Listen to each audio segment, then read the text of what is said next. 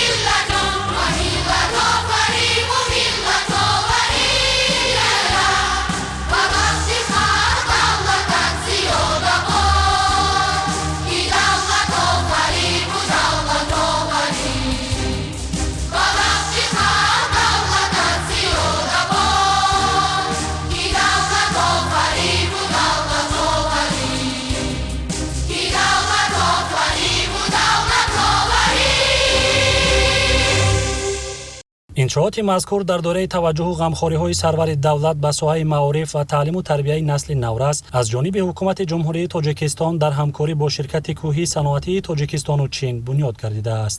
خیشرا در شام ملت شم کرد، اهل میهن را به دورش جمع کرد، در راه سازندگی بنیاد صلح جان فدای کرد ایجاد صلح. تاجیکستان را دلارا کرد او، یک بهشتی روی دنیا کرد او. اهل میهن را به مقصدش رساند، خلق او را پیشوای خویش خواند. افتتاح انشاءات نوی ساحه معارف در دوره تدبیرهای سازندگی به استقبال جشن 35 سالگی استقلال دولتی و سال نوی تحصیل برای خوانندگان و ساکنان شهر وحدت همچون تحفه ارزشمند ارزیابی گردید. به پیشوای ملت محترم امامعلی رحمان اطلاع دادند که بنای مؤسسه تعلیمی از 3 آشیانه عبارت بوده برای 2400 خواننده در 2 بست پیش بینی گردیده است. انشاءات با نظرداشت طلبات ساحه، عنصرهای معماری ملی و جوابگو به ظرفیت‌های معاصر با صفت بلند ساخته شده، صنفخانه و دیگر کابینت‌های فنی با تجهیزات و عیانیت درسی مجهز گردانیده شده است. ما شاهد افتتاح مؤسسه تحصیلات میانه عمومی رقم 152 در شهر وحدت گردیدیم که با دستگیری و غمخوری‌های خاصه اساسگذار صلح وحدت ملی پیشوای معظم ملت پرزیدنت جمهوری تاجیکستان محترم امامعلی رحمان ساخته و استفاده داده شد. بنیاد چنین مؤسسه‌های زمانوی امکانات فراهم می‌آورد که تا نسل نورس در فضای آرام و آسوده با استفاده شرایط خوب تعلیمی و تکنولوژی معاصر دانش اندوخته در آینده همچون متخصصان ورزیده به جامعه خدمت نمایند. بار دیگر منتداری خود را با پیشوای معظم ملت پرزیدنت جمهوری تاجیکستان محترم امامعلی رحمان می‌رسانم که با تطبیق سیاست خردمندانه بر رشد ساحه معارف توجه زیاد دارند. ساختمان بینای مؤسسه تحصیلات میانه عمومی رقم 152 سال 2020 آغاز گردیده در اساس لایحه مطابق با طلبات معاصر در مساحت 4447 متر مربع بنیاد شده است. اثنای شناسایی با شرایط و امکانات این مؤسسه نو و زمانوی پیشوای ملت محترم امام علی رحمان به صفت کارهای ساختمانی بهای بلند داده سهمگذاری در صاحب علم شدن نسل نورس را عملی شایسته عنوان نمودند. من زمیره عظیم‌مراد و خواننده صنف دهم مؤسسه تحصیلات میانه عمومی رقم 152 شهر وحدت میباشم.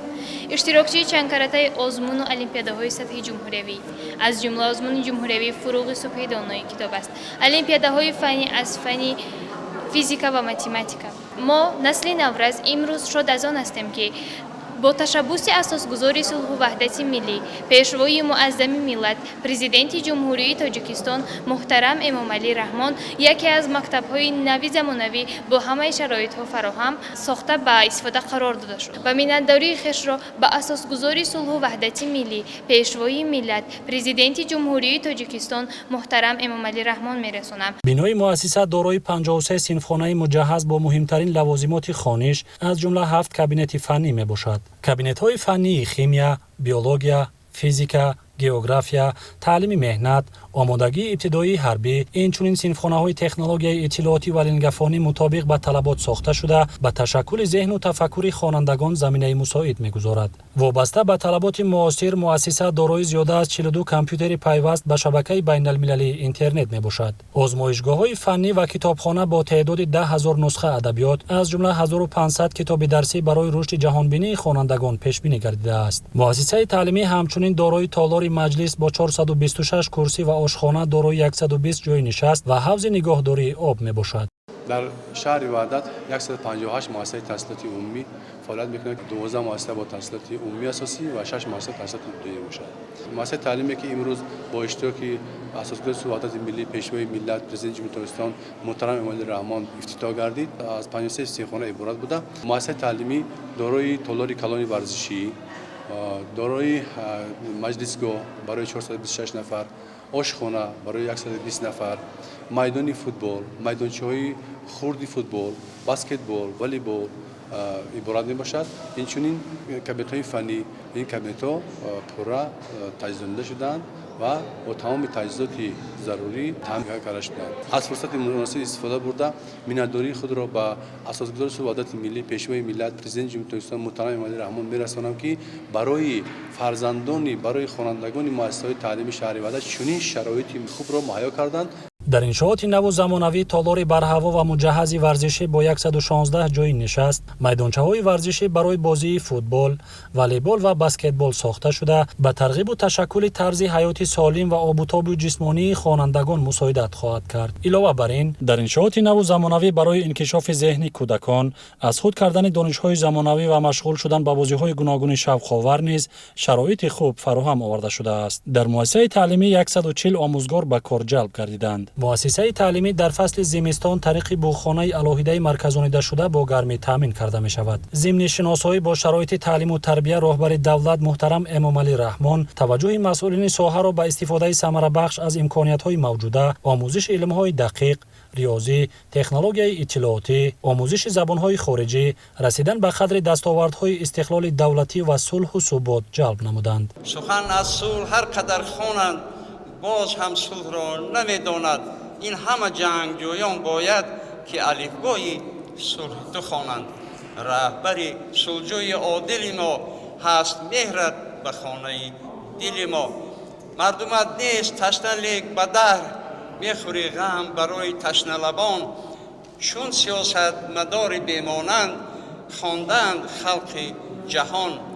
ناری به طبیب روی نیاز باد عمرت مثال آب دراز.